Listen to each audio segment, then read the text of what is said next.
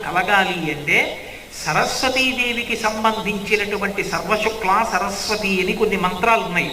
ఆ మంత్రాల్ని ఎవరు జపం చేస్తారో వాళ్ళకి విశేషమైనటువంటి ధారణాశక్తితోటి కవితానుగ్రహంతో సరస్వతీదేవి ప్రసన్నురాలవుతుంది అని.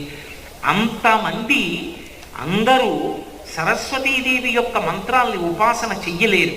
అందుకే సరస్వతీదేవి యొక్క కటాక్షం లోకానికి కలగడానికి వీలుగా పిల్లల నుండి పెద్దల వరకు అందరూ సరస్వతీ మంత్రం చేసిన ఫలితాన్ని పొందడానికి వీలుగా అన్ని మంత్రాల యొక్క సారాన్ని ఒక పద్యంలోకి పిండారు పోతన గారు.